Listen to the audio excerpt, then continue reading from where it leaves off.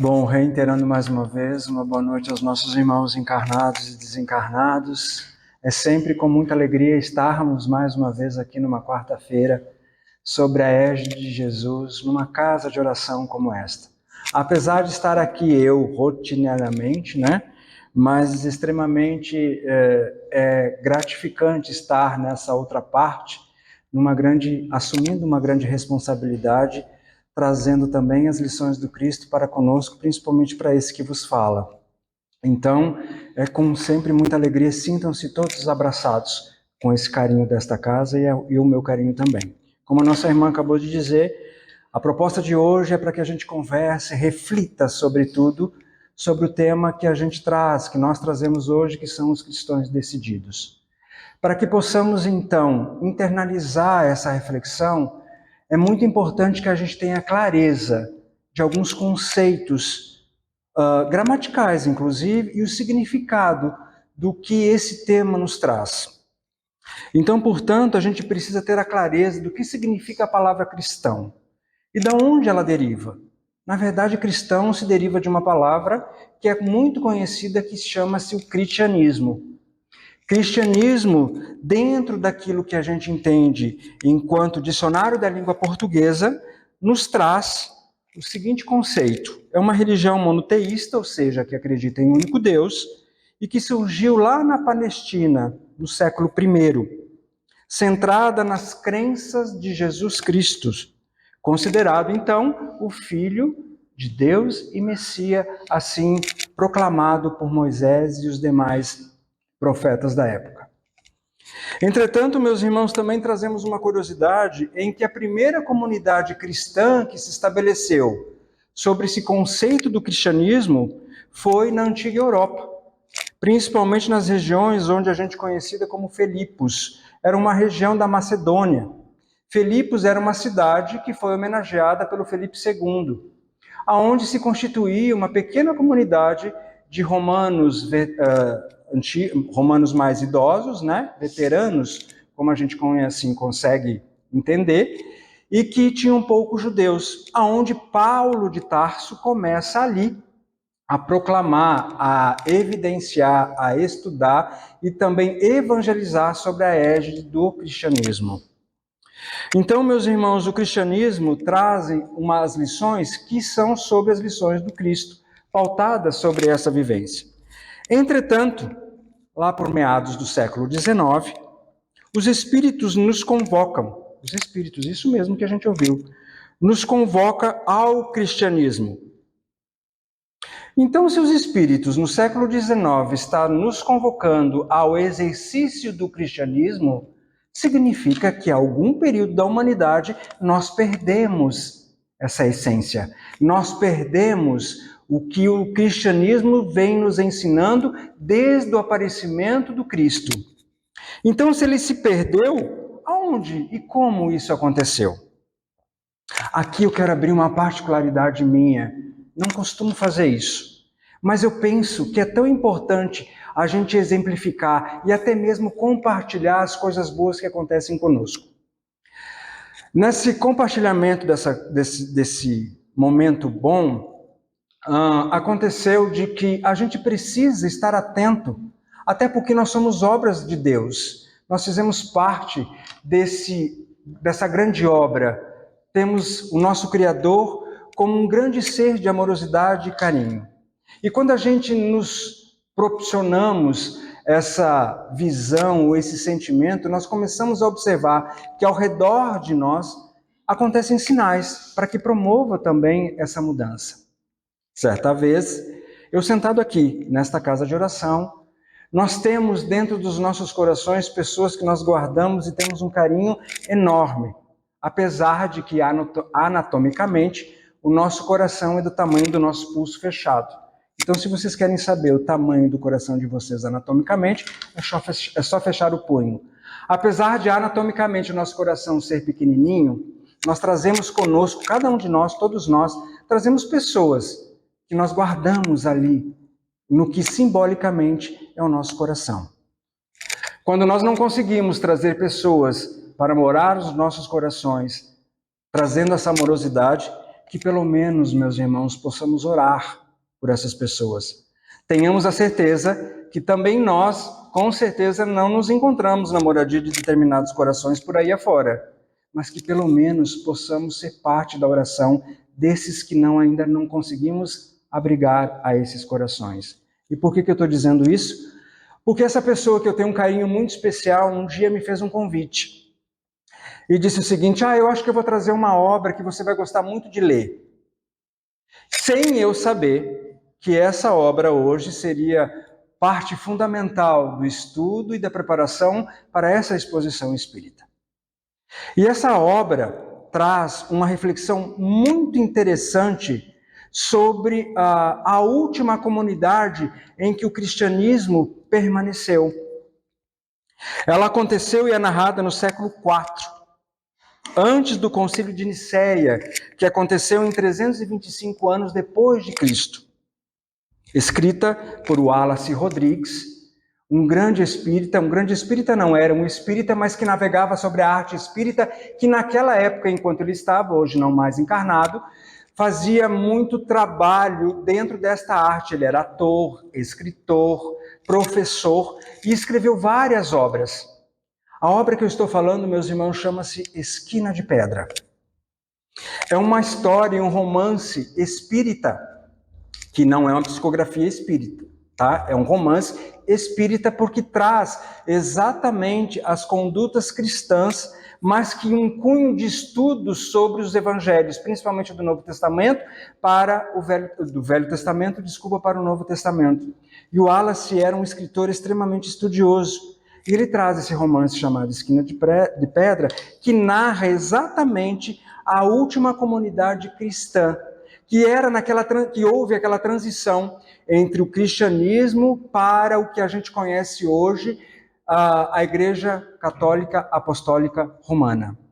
Então, após o Concílio de Nicéia, que hoje a gente traz como conclave, houve várias mudanças e também uma época de intensa perseguição cristã. A história é narrada a partir de uma percepção de uma jovem que chamava-se Gala. Gala era de uma família simples, humilde e que vivia nessa pequena comunidade em que naquela época, conta o romance, ela era uma criança junto com o seu irmão, mas que já era tratada e também trazendo o seu conhecimento pelo pai e pela mãe dos evangelhos de Cristo. Então aquela pequena família se reunia ao redor de um candeeiro e o pai trazia então as cartas de Paulo. E ali eles internalizavam as vivências e as narrativas que Paulo trazia sobre as vivências do Cristo. Então Gala começa a construir a sua personalidade já sobre a égide cristã. E aí, sobre essa égide cristã, obviamente acontece então a estrutura do romance. Não vou contar o livro inteiro porque vai faltar tempo para isso. E a gente precisa entrar ainda no cunho do tema central. Mas eu quero que vocês entendam de que esse romance traz exatamente o exercício do cristianismo. E Gala sofre, então, ainda quando criança, um trauma extremamente grave. Ela perde o pai para os soldados romanos, onde naquela época os impostos eram muito rígidos. Ou você obedecia os romanos, o governo romano, ou você era destituído da sua terra, ou se você enfrentava, obviamente você pagava com a vida. E isso aconteceu com o pai de Gala. Então, quando ele vai ao encontro dos romanos, dos soldados romanos, e diz que ele não tinha o dinheiro necessário para pagar, ele é sacrificado, ele é morto ali na frente dela, enquanto criança, e da família. E ao ser assassinado na frente, o pai, o avô, entra em conflito com esses soldados e ele é extremamente torturado, mas não o matam. Eles cortam a língua dele. Então, a partir daquele momento, ele perde a fala. E, óbvio, com todo o trauma, toda a violência, ele começa a ficar mais introspectivo, mas não perde a fé em Jesus. Não perde os ensinamentos do Cristo, porque ele, como sendo patriarca daquela família, permanece, mesmo que triste, mesmo que desolado, em tentar ainda ajudar no reequilíbrio daquela família, que monstruosamente e violentamente perde, né, o seu progenitor. Então Gala começa a ter uma vivência de extrema referência violenta. E aí não para por aí. No decorrer da sua juventude, ela, né, uma jovem bonita, se atrai por um jovem romano que fazia parte do exército daquela época. Ele, sem, obviamente, ser cristão ou ter tido qualquer tipo de conhecimento sobre as lições do Cristo, se dizia ateu, né, que era o princípio de tudo. Mas lembrando que naquela época, meus irmãos, o paganismo ainda era muito precedente, né, era muito evidente. Mas ele não cultivava nem outros deuses, mas nem também, sobretudo, o conhecimento do cristianismo. E aí o que acontece? Mais uma vez, a ruptura da violência aparece na vida de Gala. Resumindo a história, ela perde o amor da vida dela, bem como o irmão, quando eles são capturados pelo exército romano e são colocados dentro de um rio, e ali o general pedia para que eles negassem o cristianismo, que eles negassem o conhecimento de Jesus. E se eles negassem o conhecimento e a vivência de Jesus naquele momento, eles seriam salvos, se tirariam do rio. Então eles tiveram uma morte lenta de hipotermia. E para a surpresa de Gala, o amor da vida dela não nega Jesus naquele momento de sofrimento. Ele aceita e se diz cristão naquele momento. Ela perde o amor da vida dela e o irmão.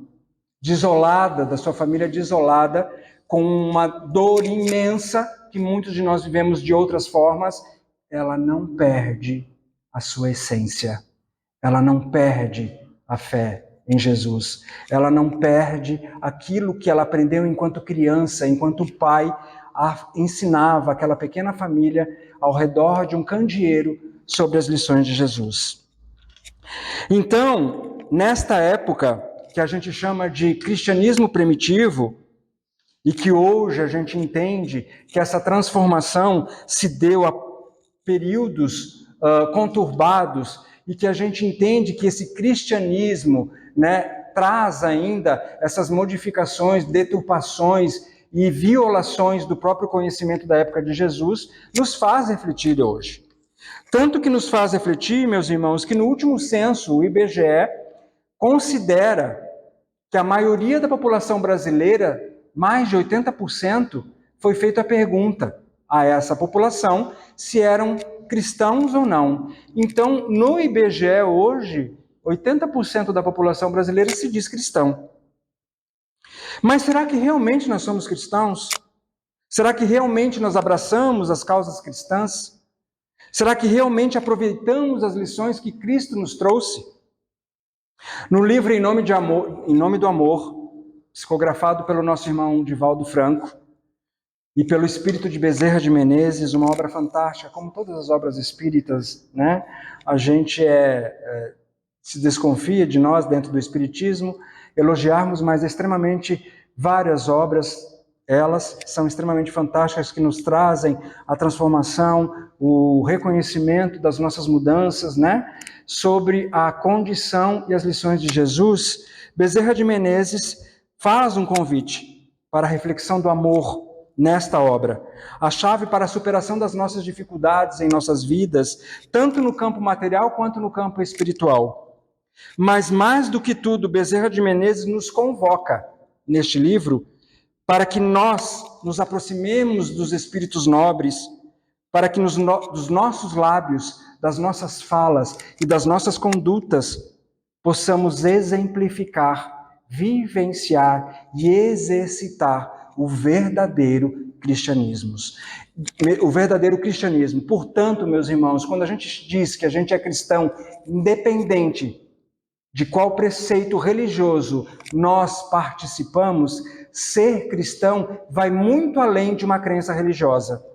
Até porque eu acredito que vai chegar uma época em que nós não precisamos mais de templos, casas espíritas, igrejas, para praticar aquilo que o cristianismo nos ensina. E sim, nós teremos centros ecumênicos, onde nós respeitaremos veementemente aos nossos irmãos de qualquer credo religioso. Mas enquanto isso não acontece, que possamos exercitar esse cristão em que nós, com certeza, enquanto fomos perguntados, enquanto censo e IBGE, dizemos que somos. Ou nós só somos cristãos nas segundas e quartas e sábados, enquanto esta casa promove a abertura sobre as suas doutrinárias e sobre a exemplificação e exercício do amor para conosco. Ou somos cristãos enquanto nós procuramos as igrejas ou templos religiosos naquele período em que estamos sobre a égide daquele templo. Quando nós saímos daqui, o exercício acontece? Quando nós saímos daqui, a prática real acontece? Que pensemos nisso, que refletimos sobre isso. Até porque, meus irmãos, sobre a questão de sermos cristãos é viver na condição de promover a paz. E se eu não consigo promover a paz dentro do meu lar, eu não consigo promover a paz mundial. Dentro dos nossos lares é o exercício pequeno, mas acalentador para que nós exercitamos aquilo que ainda não temos, as virtudes. Às vezes os nossos amigos benfeitores nos sinalizam, meus irmãos, de que passamos uma reencarnação inteira em busca de uma única virtude e não conseguimos ainda exercitar essa virtude. E passamos reencarnações sem conseguir.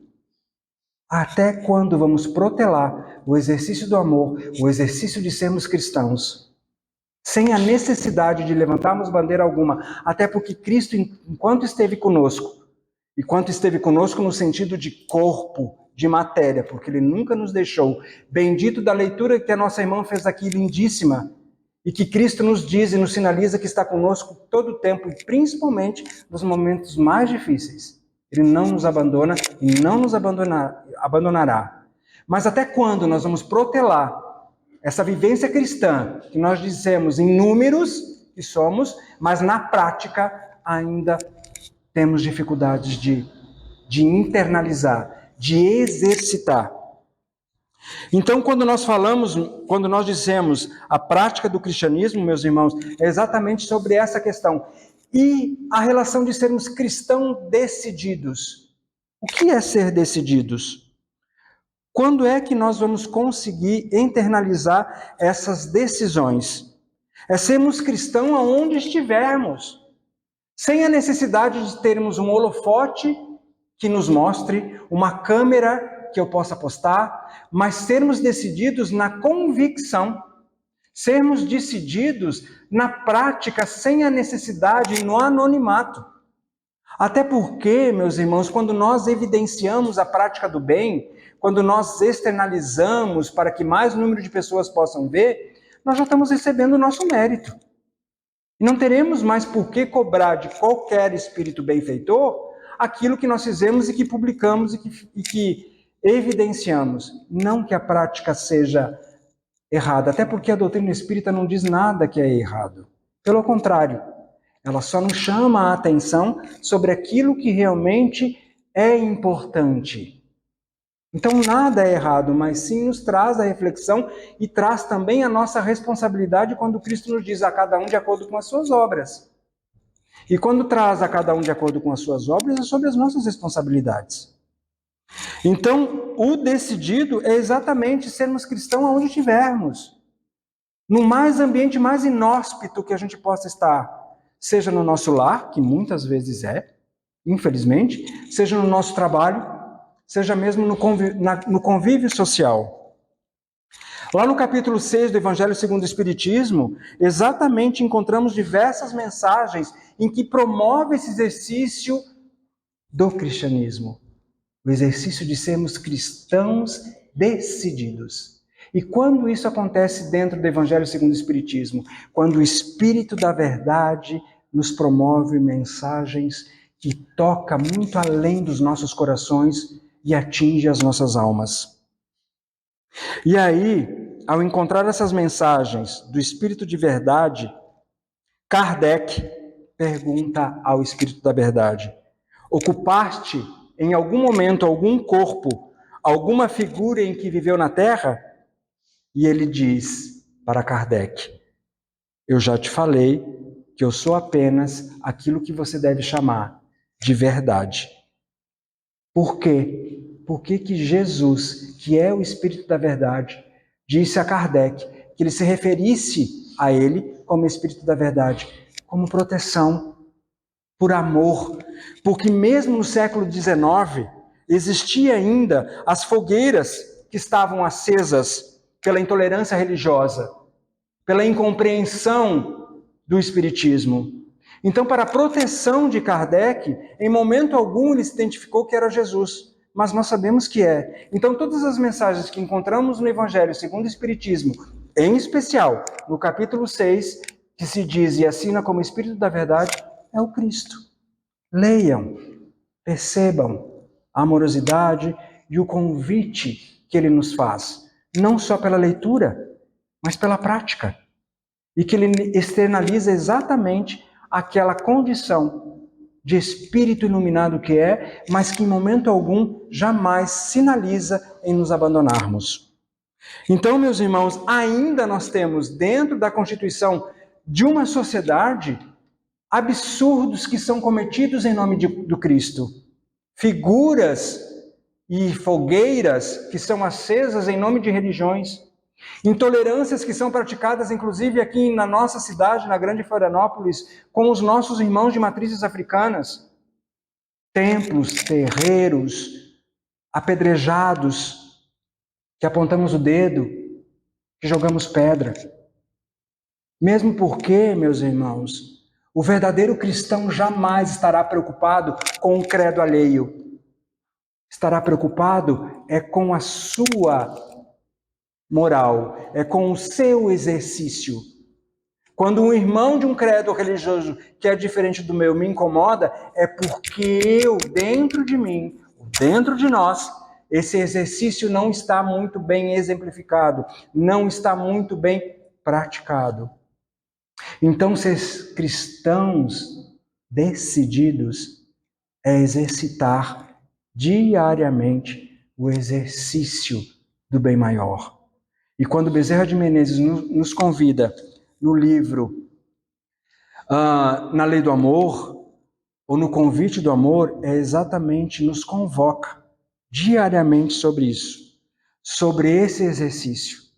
Que possamos, meus irmãos, lembrar das lições em momentos mais duros, em momentos mais condoídos. Existe um projeto da 14ª URI, União Regional Espírita, em que se chama-se O Consolador. Que somos nós, espíritas de várias casas espíritas que se encontramos no Hospital Regional, para levar acalento. E sabe aonde é feito esse encontro? Numa capela, feita pelo Hospital Regional, regida por um capelão, um padre, em que exerce o cristianismo. Ele cede aquele espaço, que é dos nossos irmãos católicos, ao exercício da prática do bem, não só nós espíritas, aos nossos irmãos evangélicos também. Isso é um exercício simples, mas de uma imensidão amorosa que é incomensurável. Pelo simples espaço de ceder. E é sobre esse espaço que um dia possamos sonhar. Vários espaços ecumênicos em que nossos irmãos possam manifestar qualquer tipo de credo religioso, mas que possamos nós, dentro de nós, no nosso interior, exercitar esse espaço ecumênico. Que possamos exercitar esse espaço ecumênico do amor, da caridade, da compaixão, mesmo para que aquele ainda não ocupe dentro dos nossos corações a amorosidade que tanto a gente espera, mas que estando em nossas orações já é também um exercício cristão. Que Deus nos abençoe, que Jesus nos guie hoje e sempre. Muito obrigado.